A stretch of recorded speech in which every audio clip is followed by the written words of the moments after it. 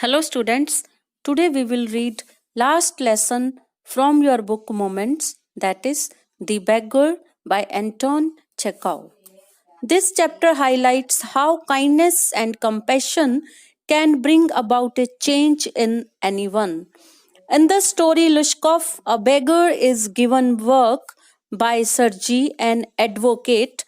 Lushkov agrees to do the work, but the work given to him is done by an old woman, Olga, who is Sergei's cook. Her kindness and compassion. What is the meaning of compassion? A deep understanding of other person's suffering. So Olga's kindness and compassion help bring a change in Lushkov's way of life. Because of Olga's selfless help, Lushkov starts living a respectable life and becomes a responsible man. Before starting the chapter, let us know about the main characters of the lesson.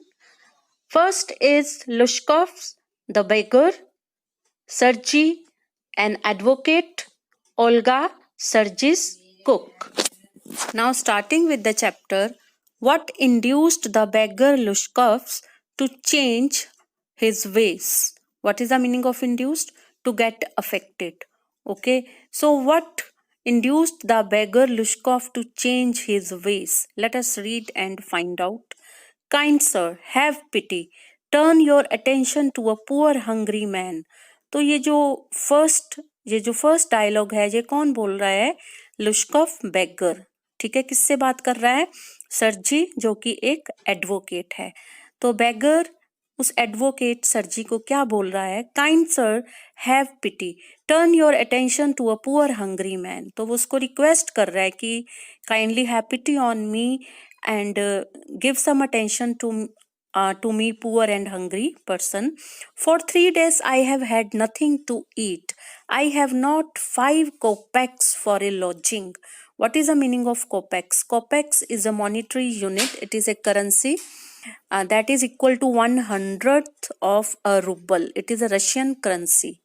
ठीक है, जैसे 100 रुपये का 100th part 1 रुपी होता है, इसी तरह ये रूबल का 100th पार्ट एक कोपेक होता है इन रशियन करेंसी. तो वो कह रहा है कि I have not 5 kopecks for a lodging. Lodging क्या होता है? Temporary accommodation. ठीक है, कहीं रहने के लिए मैं अपना अरेंज कर पाऊँ, इसके लिए मेरे पास 5 कोपेक्स भी नहीं है. I swear it before God. Okay, तो कहता मैं इस बात की कसम खा सकता हूँ भगवान के आगे कि मेरे पास इतना भी पैसा नहीं है. And for 8 years I was a village school teacher and then I lost my place through intrigues. तो 8 साल तक मैंने एक विलेज में स्कूल टीचर का काम किया है, but due to many intrigues I lost my place. What is the meaning of intrigues? Secret plans made to harm someone. ठीक है, जैसे षड्यंतर किसी के खिलाफ, उसके खिलाफ करे गए और उसके कारण उसको अपनी जॉब उसकी खो गई. I fell a victim to calumny. तो what is the meaning of calumny? It means to spoil someone's reputation by false accusation. झूठे इल्जाम लगा के किसी को डिफेम करना, उसकी रेपुटेशन खराब करना, that is calumny. It is a year now since I have had anything to do. 1 साल हो गया मेरे पास करने को कुछ काम नहीं है. The advocate Sergei looked at the ragged, fawn-colored overcoat of the suppliant. What is the meaning of suppliant? One who is humbly requesting someone. ठीक है, जो किसी के सामने गिड़गिड़ा रहा होता है, that is suppliant. तो रैग्ड मीन्स जो फटे कपड़ों में हो, fawn coloured brownish yellow colour का ओवरकोट था उसका. The advocate Sergei looked at the ragged fawn-colored overcoat of the suppliant, at his dull drunken eyes, at the red spot on either cheek, and it seemed to him as if he had seen this man somewhere before. तो उसको ध्यान से देख रहा था, उसके फटे कपड़े, उसका येलोइश कलर का ओवरकोट, सब उसको लग रहा था उसको कहीं उसने देखा है. I have now had an offer of a position in the province of Kaluga. Kaluga is the name of a district और ए प्लेस.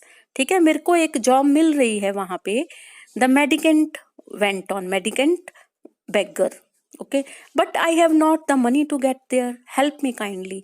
तो मेरे पास वहाँ जाके जॉब करने के लिए वहाँ जाने के लिए पैसे नहीं है.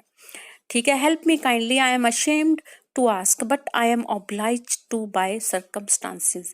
मुझे मांगने में शर्म आ रही है बट मेरे सर्कमस्टांसेस मेरे को मजबूर कर रहे हैं. Sergei's eyes fell on the man's overshoes, one of which was high other low. तो उसके ओवर शूज पे नजर पड़ती है. ओवर शूज क्या होते हैं? जो शूज के ऊपर से प्लास्टिक के शूज वियर करे जाते हैं, लॉन्गर वन. ओके, तो एक हाई था, दूसरा लोअर था, सॉरी लो था. And he suddenly remembered something. तो उसके शूज को देख के उसको याद आ गया. Look here, it seems to me I met you the day before yesterday in Sadovaya Street. मैंने तुम्हें सधोव्या स्ट्रीट में परसों देखा था. He said but you told me that then that you were a student who had been expelled and not a village school teacher. Do you remember? और उस दिन तुमने मुझे बताया था तुम एक स्टूडेंट हो जिसको कि निकाल दिया गया है स्कूल से और तुम विलेज स्कूल टीचर नहीं हो. Do you remember? No, that can not be so, mumbled the beggar. Mumbled means murmured, जो धीरे धीरे बोलना. Taken aback, shocked. I am a village school teacher and if you like I can show you my papers. Have done with lying. बहुत हो गया तुम्हारा झूठ बोलना. लाइंग मतलब झूठ बोलना. You called yourself a student, even told me what you had been expelled for. तुमने मेरे को ये भी बताया था कि तुम्हें क्यों निकाला गया था स्कूल से. Don't you remember? Sergei flushed. Sergei को गुस्से के मारे उसका चेहरा लाल हो गया. And turned from the ragged creature with an expression of disgust. Disgust means hatred. तो नफरत उसको हो रही थी उसको देख के, और उसका गुस्से से चेहरा उसका फ्लश्ड मतलब लाल हो रहा था. तो रैग्ड क्रिएचर मतलब फटे पुराने कपड़े पहने हुए थे उस लुश्कॉफ बेगर ने. तो वहां से वो दूर हो गया. This is dishonesty my dear sir, he cried angrily. तो सरजी गुस्से में लिश्कोव को बोलता है कि ये बेईमानी है, दिस इज स्विंडलिंग, ये फ्रॉड है, चीटिंग है. I shall send the police for you, damn you. Damn मतलब curse. Okay, to ask for curse for someone. Sir, he said, laying his hand on his heart, the fact is I was lying. सच मैं अगर बताऊं तो मैं सच्ची बात तो यह कि मैं झूठ बोल रहा था. I am neither a student nor a school teacher. All that was fiction. वो सारी इमेजिनरी स्टोरीज थी. Formerly I sang in a Russian choir and was sent away for drunkenness. मैं पहले एक रशियन ग्रुप सिंगिंग में गाता था, पर क्योंकि मैं ड्रिंक बहुत करता था इसलिए मेरे को निकाल दिया गया. But what else can I do. पर मैं और कर भी क्या सकता हूँ. I cannot get along without lying. मैं झूठ बोले बगैर मेरा गुजारा नहीं हो सकता. No one will give me anything when I tell the truth. मैं सच बोल लूं तो कोई मुझे कुछ नहीं देगा. What can I do. What can you do. You ask what you can do, cried सरजी. तो वो गुस्से में बोल रहा है कि तुम क्या कर सकते हो. तुम मेरे से ये पूछ रहे हो कि तुम क्या कर सकते हो. Coming close to him, work, that is what you can do, you must work. तो उसके पास जाके बोलता है काम करो, तुम काम कर सकते हो. Work, yes I know that myself, but where can I find work. तो मेरे को कहाँ से मिलेगा काम. How would you like to chop wood for me. तो सरजी उससे पूछता है कि तुम मेरे लिए लकड़ी काटना पसंद करोगे. I won't refuse to do that, but in these days even skilled wood cutters find themselves sitting without bread. तो मैं उस चीज के लिए रिफ्यूज नहीं करूंगा, मना नहीं करूंगा, पर आजकल जो इतने बढ़िया बढ़िया इतने स्किल्ड वुड कटर्स हैं वो भी खाली बैठे हैं. Will you come and chop wood for me. क्या मेरे लिए वुड चॉप करोगे. Yes sir I will.